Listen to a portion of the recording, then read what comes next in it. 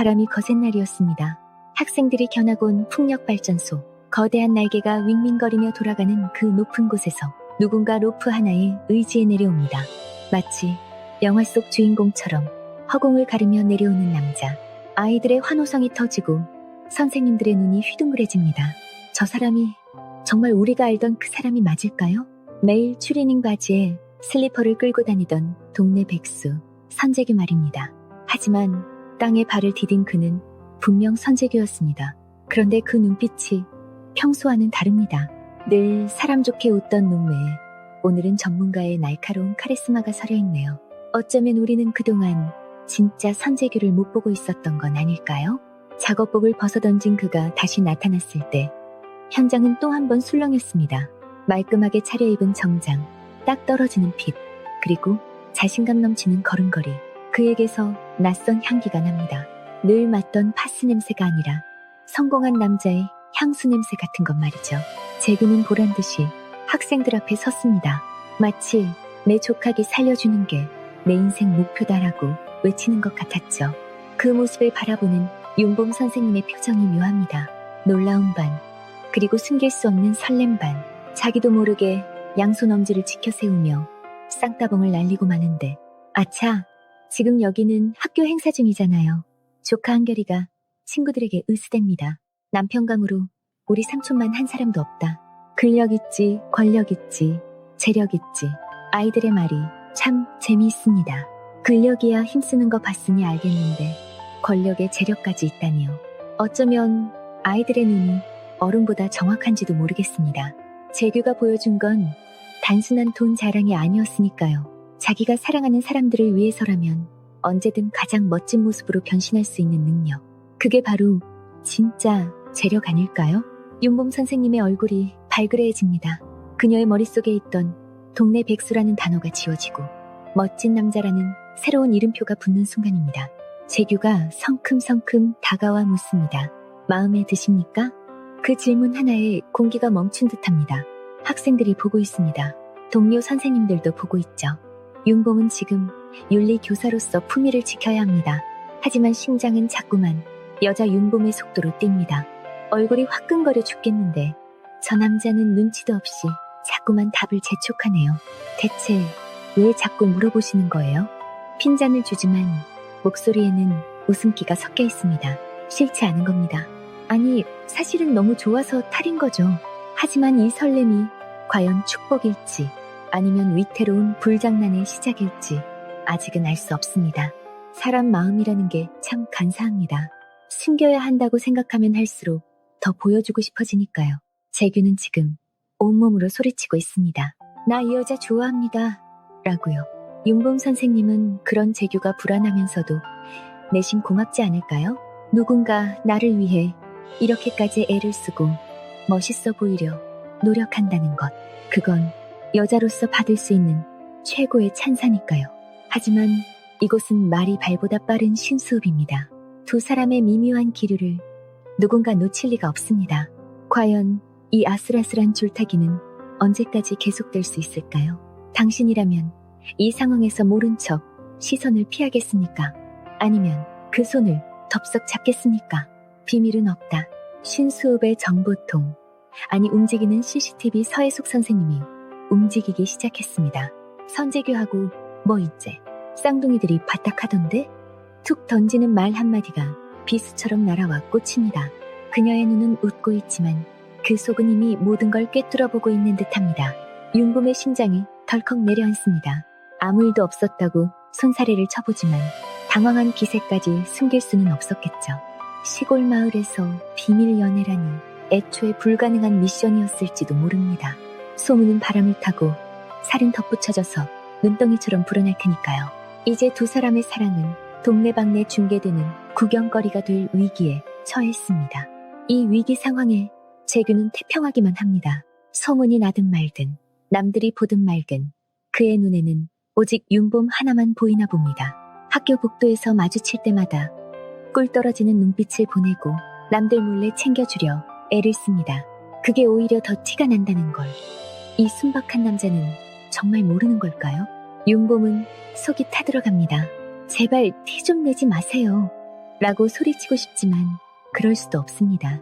재규의 그 순수한 호의를 밀어내기엔 이미 그녀의 마음도 너무 많이 열려버렸으니까요. 사랑에 빠진 남자는 용감해지지만 그 용기가 때로는 여자를 곤란하게 만들기도 합니다. 두 사람은 약속했습니다.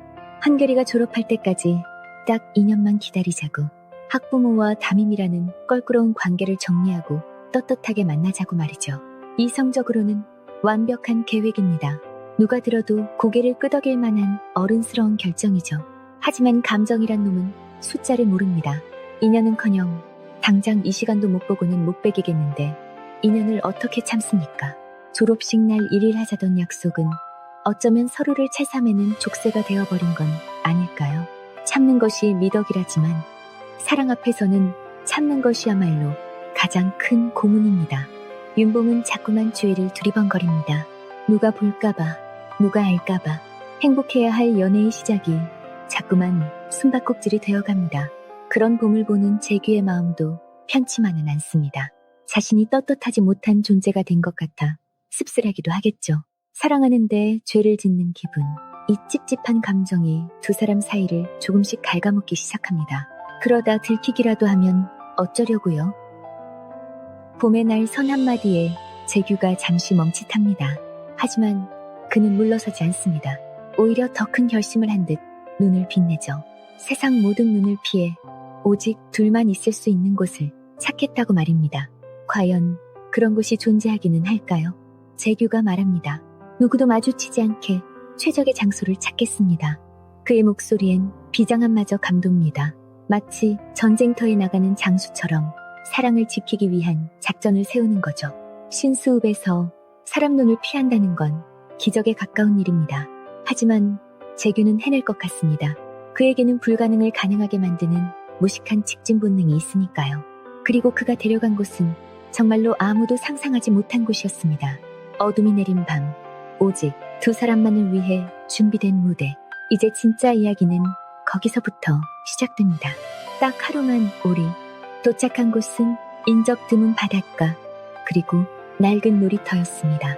하지만 그곳은 더 이상 낡은 곳이 아니었습니다. 재규가 미리 설치해둔 조명들이 별빛처럼 반짝이고 있었으니까요.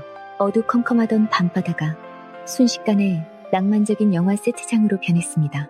아무도 없네요? 놀란 토끼 눈을 한 봄에게 재규가 으쓱하며 말합니다. 내 맘 믿으라고 안 했습니까? 투박한 사투리에 담긴 그 묵직한 진심.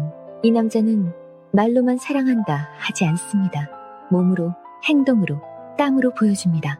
이 순간만큼은 세상의 모든 시선 따위는 잊어도 좋을 것 같습니다. 학교에서는 윤리 선생님, 동네에서는 학부모, 늘 가면을 쓰고 살아야 했던 윤봄이 비로소 가면을 벗습니다. 아무도 없는 놀이터 그네에 앉아 아이처럼 발을 구릅니다. 재규가 밀어주는 그네를 타며 웃음을 터뜨리는 그녀.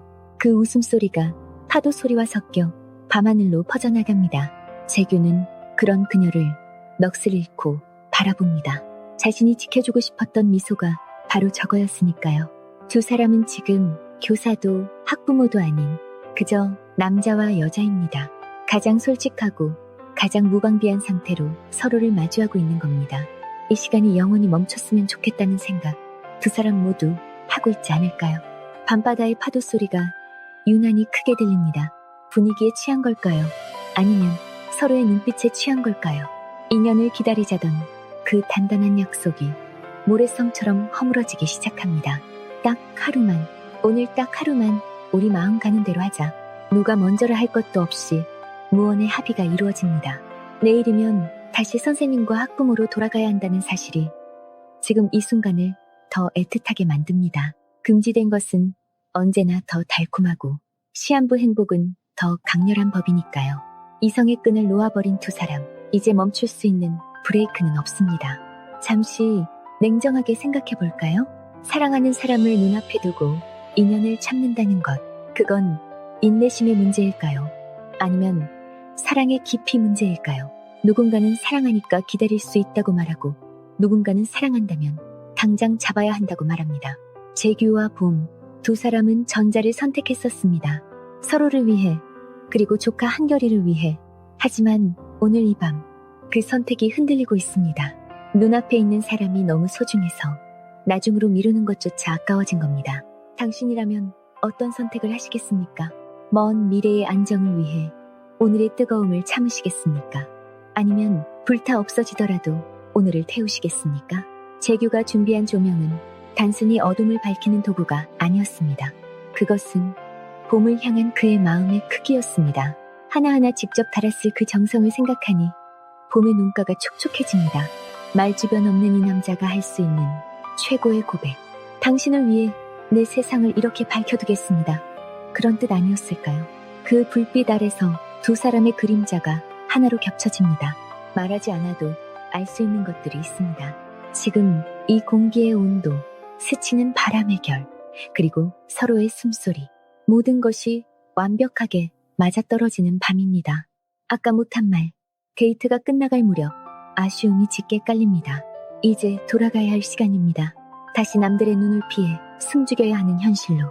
재규가 먼저 등을 돌리려는데 봄이 그를 부릅니다. 선재규 씨, 그 목소리에 다급함이 묻어 있습니다. 지금 말하지 않으면 평생 후회할 것 같은 표정입니다. 사랑에도 타이밍이 있다면 바로 지금이 그 순간입니다. 놓치면 다시 오지 않을 용기가 필요한 순간, 봄은 더 이상 망설이지 않기로 했습니다. 윤리교사의 체면도, 주변의 시선도 지금은 중요하지 않습니다. 오직 내 앞에 있는 이 남자만 중요할 뿐입니다. 아까 못한 말 해도 돼요? 봄의 질문에 재규가 천천히 뒤를 돕니다. 낮에 학교에서 아이들 앞에서 참아하지 못했던 말, 수트를 입은 당신이 얼마나 멋있었는지, 나를 위해 애쓰는 당신이 얼마나 고마운지, 그리고 내가 당신을 얼마나 많이 생각하고 있는지 구구절절 설명하지 않아도 재규는 이미 알고 있었을 겁니다. 그녀의 흔들리는 눈동자가 모든 걸 말해주고 있었으니까요. 하지만 말로 뱉어야만 완성되는 마음이 있습니다.